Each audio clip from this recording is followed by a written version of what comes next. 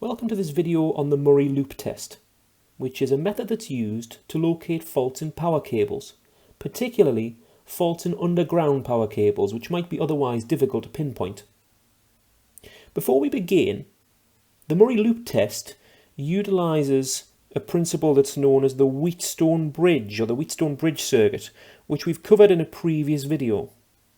If you haven't already watched our video, I recommend going back and checking out our video on the Wheatstone Bridge, making sure that you're happy with that topic, because we're going to use the same principles in understanding the Murray loop test. So to begin with, let's take our Wheatstone Bridge circuit and turn it on its side. We end up with an arrangement that looks something like this. In this particular example, we're going to show how the Murray loop test can be used to locate a ground fault in an electrical power cable. And just like the Wheatstone Bridge example that we looked at in a previous video, we're going to show how we can balance the circuit in order to do that. In our previous example on the Wheatstone Bridge, we showed how we could find the value of an unknown resistor, Rx, by balancing the circuit so that the potential across the output is zero. We're going to do something similar in this particular example, but rather than looking at the right hand side, rather than considering two resistors here, R3 and Rx, we're going to use lines or cables that are unfolded and folded in order to do that. Let's adjust our diagram so that we can see more clearly what it is that we mean.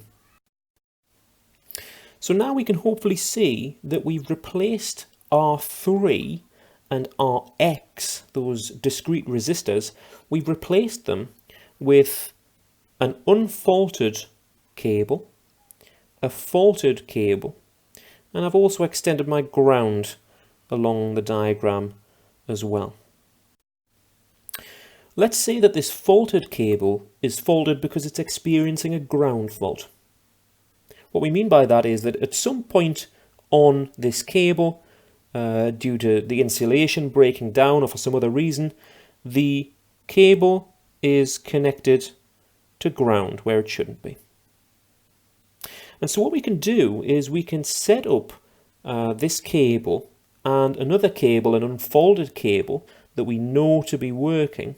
We can set these up as part of a Murray loop, which is very similar to the idea of the Wheatstone Bridge that we looked at previously. In order to complete this circuit though, we have to take our unfolded cable and our folded cable that run side by side, and we have to short circuit them so that we complete the circuit.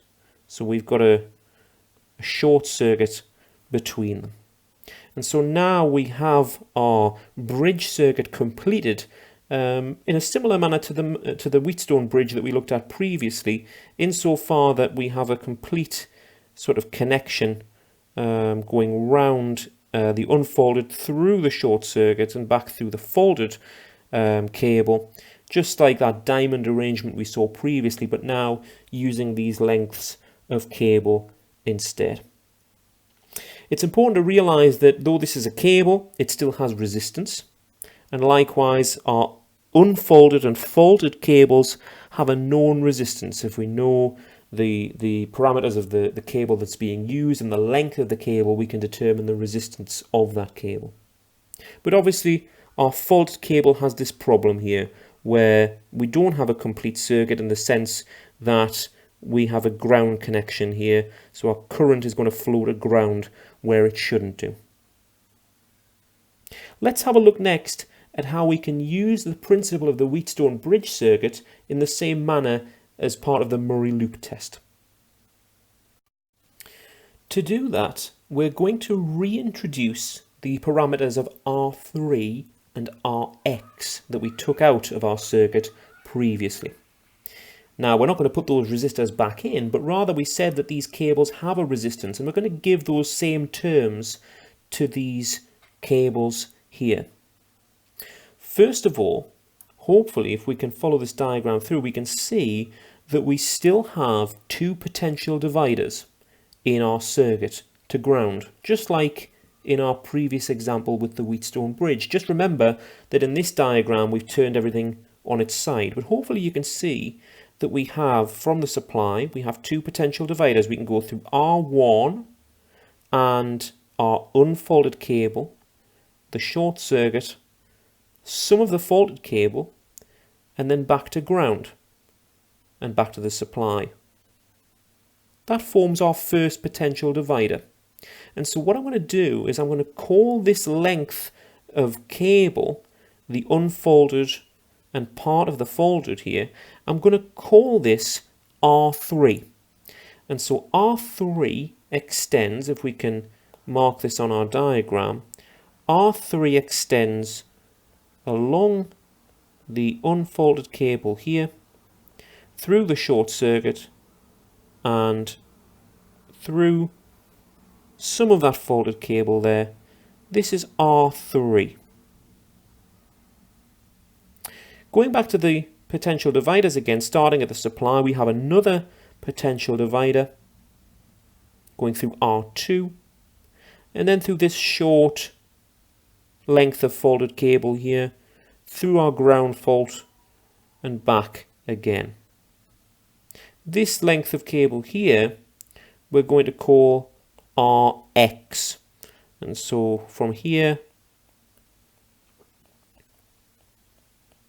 to here we're going to call Rx. And so what we end up with is exactly the same circuit as we started out with in our previous video.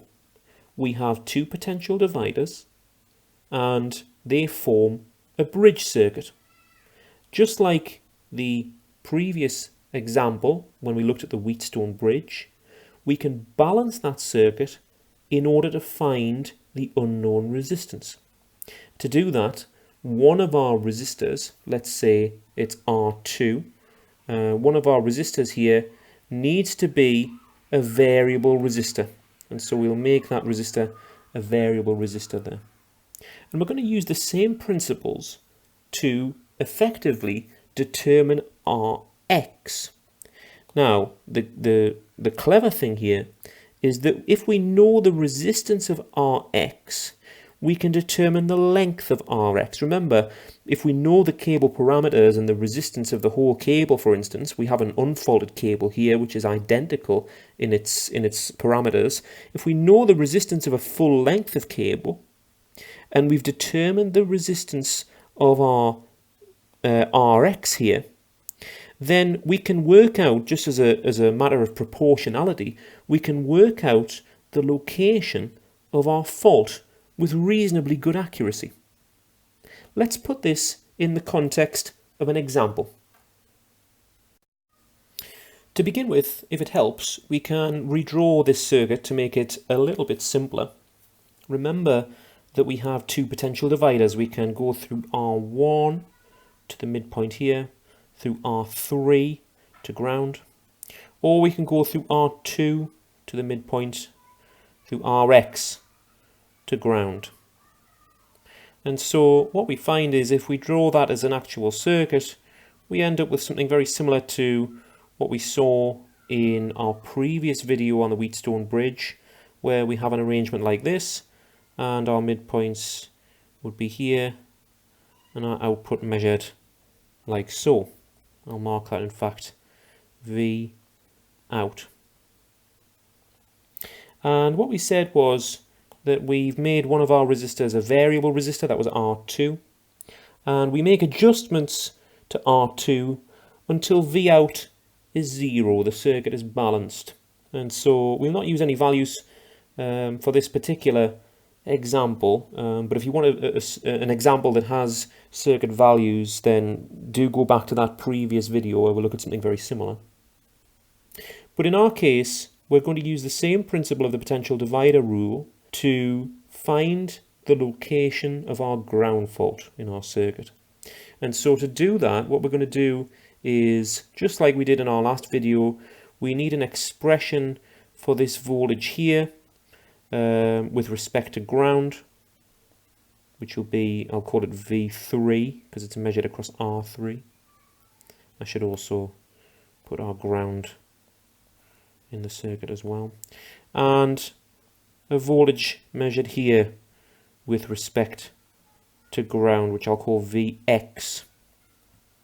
And so using the same potential divider rule as we used in our last video on the Wheatstone Bridge, we have V3 being equal to Vs, the supply, multiplied by a fraction, and we're measuring across R3, so R3 goes on the top.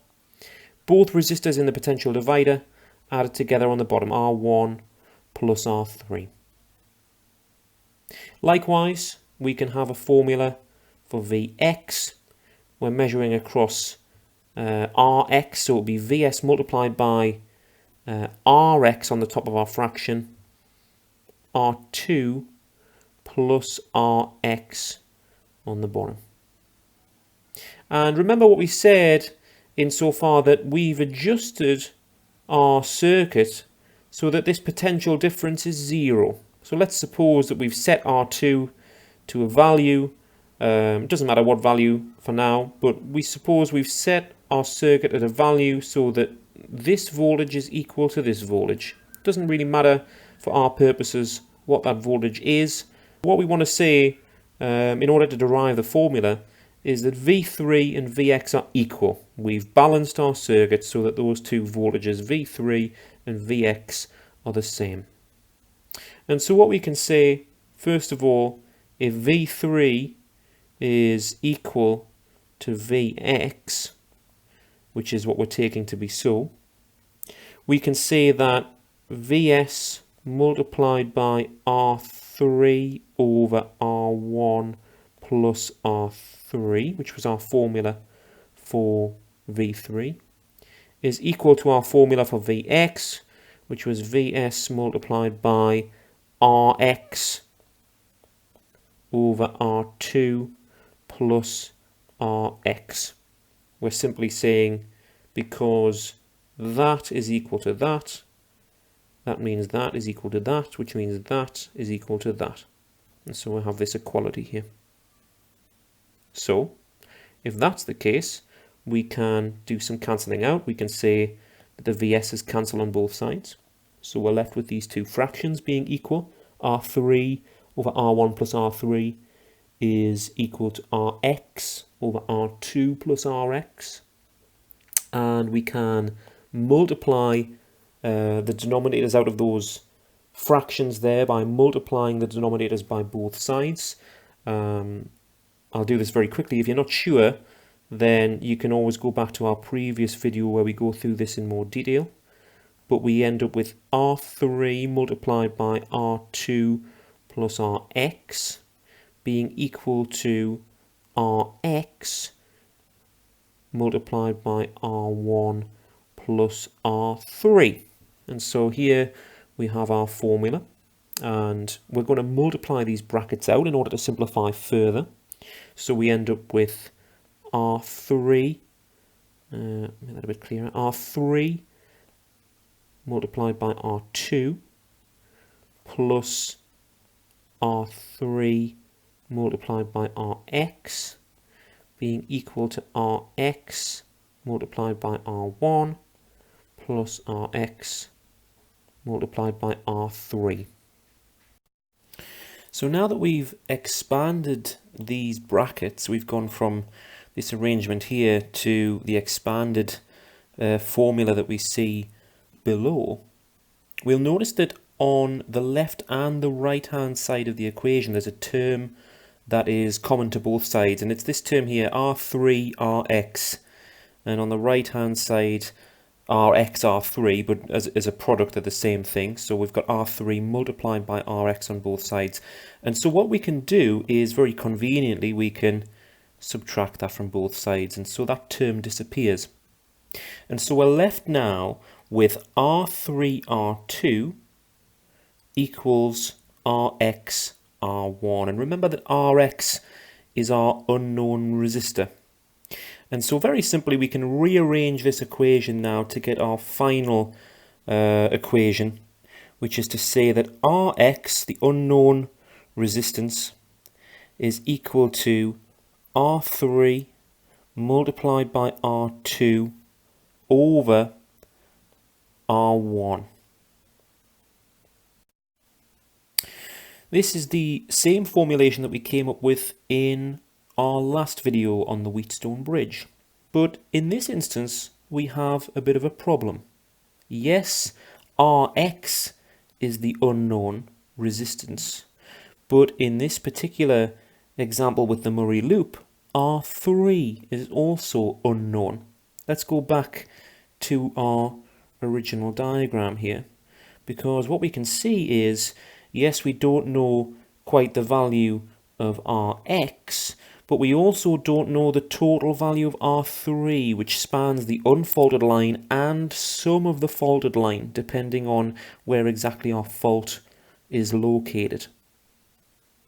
And so we have a bit of a problem here, which requires some further work. Let's go back down to the formula here as it stands. Because what we're going to do is we're going to alter this formula slightly so that we can calculate it in terms of values that we do know.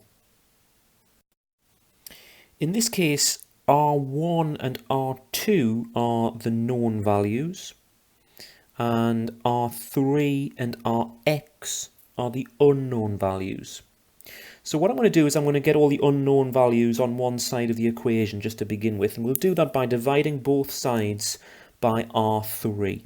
And so what we get is Rx over R3 is simply equal to R2 over R1 because we've divided by R3. So R3's disappeared from the numerator there. The next thing I'm going to do is I'm going to invert both of these fractions. And we'll see why in just a second, but we've got Rx over R3, that's going to become R3 over Rx, and R2 over R1 will become R1 over R2. Reason being, I've still got two unknowns. I'm going to expand my formula just to try and simplify just a little bit. And the way we're going to do this is we're going to add 1 to both sides. Now, that sounds like a pretty strange thing to do, and we're going to do it in a peculiar way. We're going to add 1 to both sides, but in terms of the denominator of both sides. So I'll explain what I mean by that. R3 over Rx on the left-hand side, I'm going to add 1, but I'm not going to say plus 1, I'm going to say plus Rx over Rx. Now we know that Rx over Rx, doesn't matter what Rx is, Rx over Rx is 1, because any number over itself is 1. Likewise, I'm going to do something similar on the right hand side. So I'm going to say R1 over R2 plus R2 over R2. Hopefully it'll be clear in just a second why we're doing this, but what we can also notice is the way that I've done this, the denominators match on both sides. So Rx on the left hand side and R2 on the right hand side. So I can simplify what I've done here just a little bit by saying R3 plus Rx all over Rx on the left hand side being equal to R1 plus R2 all over R2 on the right hand side. And I'm going to invert these fractions again. Don't worry, hopefully it'll make sense why we're doing this in just a second, but we need to arrive at a formulation with no unknowns in order to determine Rx. And so I'll just make a little bit more room here. We're going to invert or flip both of these fractions again, so we'll have Rx over R3 plus Rx on the left hand side. We'll have R2 over R1 plus R2 on the right hand side. And we want a formula for Rx, but with no unknowns. And so what I'm going to do is I'm going to multiply both sides by this denominator here, R3 plus Rx, to get our final formula. And so we'll have Rx is equal to R2 over R1 plus R2 multiplied by R3 plus Rx. I've multiplied both sides by R3 plus Rx. And this is our final formula. Now, you might be looking at that and thinking, well, hang on. You said that R3 and Rx were both unknowns, and we've still got R3 and Rx in our formula here. Well, yes, R3 is unknown and Rx is unknown. But R3 plus Rx is known. Let's go back to our diagram to see that more clearly. So if we go back to the top here, all the way back to our original diagram, yes, we don't know R3 because we don't know exactly where this fault lies. Likewise, we don't know Rx. But we do know the total resistance of R3 plus Rx because it's the total resistance of two full lengths of cable or power line. And so providing that we're aware of the lengths of the line and the parameters of the line, however many ohms per meter or ohms per kilometer that line has as its parameter, then we know the total resistance of both lengths of the line. And so we don't actually have any unknowns in this formula. We know the total length of both of those lines and the total resistance of both lengths of line, and so R3 plus Rx is a known value. And so by using this formulation, we can determine Rx. And Rx tells us the resistance of that short length of faulted line. And if we know Rx compared to the resistance of a full length of unfaulted line, it allows us, just by proportionality, to work out the location of that fault with reasonable accuracy. Let's give an example. Let's say that we work out the value of Rx to be 2 ohms, say. And so we know, I'll just mark it on my diagram here, that this length of